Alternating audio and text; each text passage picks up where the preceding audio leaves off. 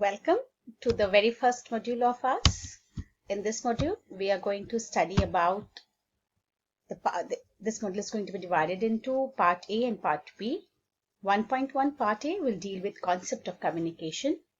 So let us try to see what is communication all about. What is communication? The word communication is derived from a Latin word communicare, which means to share.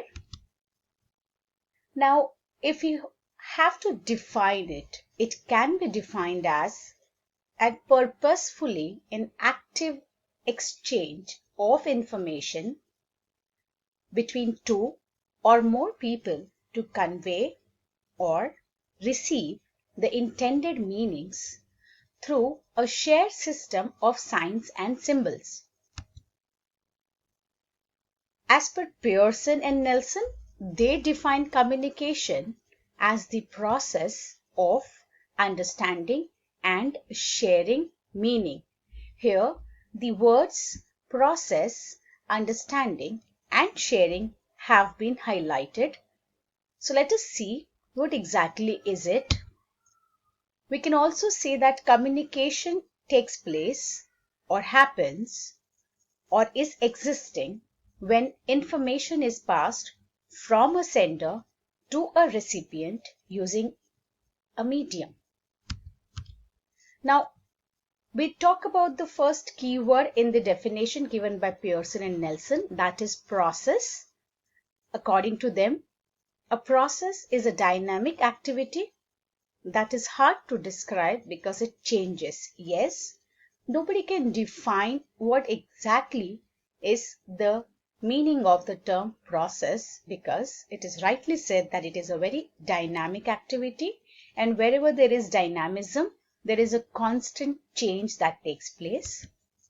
The second keyword here is understanding, a very important term. To understand is to perceive, to interpret, and to relate our perception and interpretation to what we already know. Now, this definition is given by, or this meaning is given by MacLean. Now, what exactly does it mean? I understand, you understand, as per what we perceive, as per what we interpret.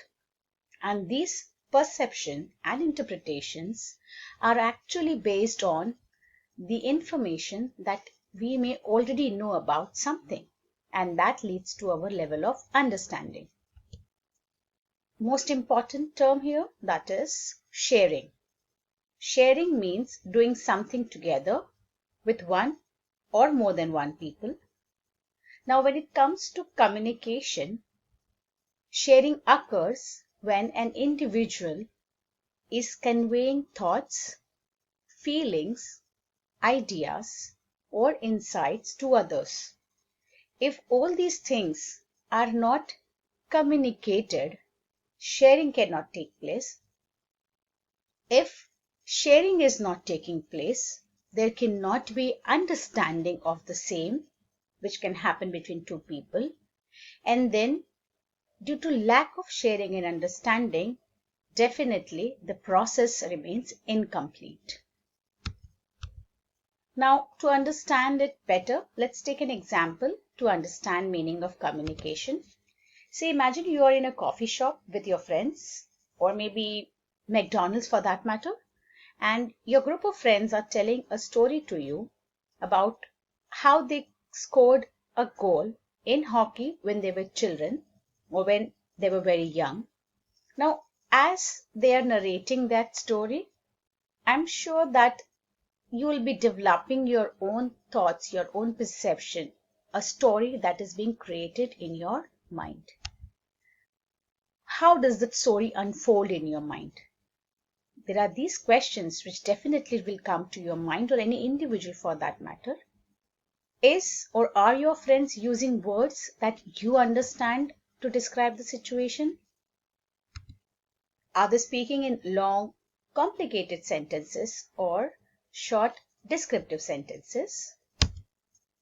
Are they leaning back in their chair and speaking calmly? That means, are they relaxed as if they don't care and they are just casually talking? Or There's a lot of excitement that can be seen in their conversation. Are they using words to describe the events leading up to their big goal? That means, are they using big, heavy words, which definitely says that how they scored the goal, or whether they have used any medium to draw the diagram of the ring and then showing the positions of the players on a napkin. That means a tissue paper which is found on the coffee table. Did your friend pause and wait for you to comment throughout the story, or just blast right through? Now here that means whether they tried to involve you in their story or just went on narrating their version. Did you have trouble hearing your friend at any point in the story because other people were talking, or because the milk steamer in the coffee shop was whistling? Now why this is also very important is because this entire incident is taking place in a coffee shop which is full of people around, a lot of noise around. So whether this setup led to any trouble for you to understand, listen to the story that your friends were talking about. Now let us see the mediums that were used in the previous example for communicating. Visual communication, that is body language or gestures, how your friends were using their hand, their eyebrows, their eyes, their facial expression to communicate, which you could see. Visual communication, very hard, impactful. Communication with sounds, like we generally, when we talk about something very exciting, we try to give a lot of sounds to make it more effective. Like when we try to make whoosh, the ball went like this, or wow. So these are sounds which maybe your friends may have used to make it more impactful. Communication using touch. Now this is a very common habit which generally takes place in an informal setup like this example of coffee shop. When there are known people around, there is a lot of communication that takes place when you touch each other also. So when you're trying to put a point across somebody, at times we tend to touch and get an assurance whether the person is listening to us or not. Smell. Now, how is smell related to this? They were in the coffee shop, and definitely there is a smell of coffee lingering around in the atmosphere, and then the story is going on.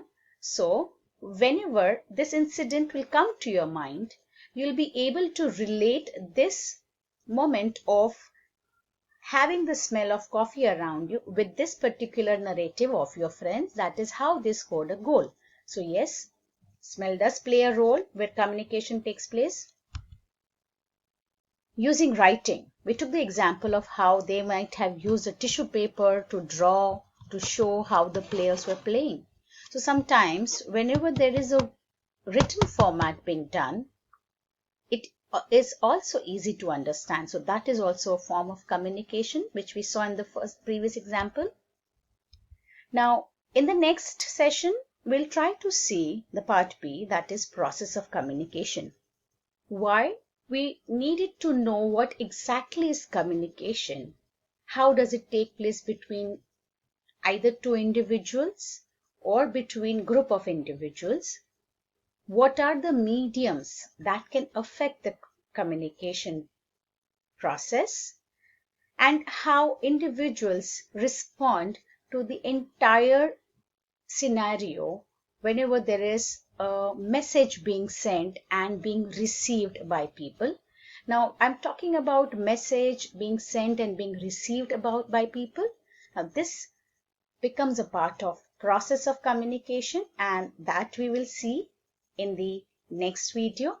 Till then, please go through this video and understand what exactly is communication, because once you relate these things, it will become very easy for you to relate it to your daily communication habits as well. Thank you.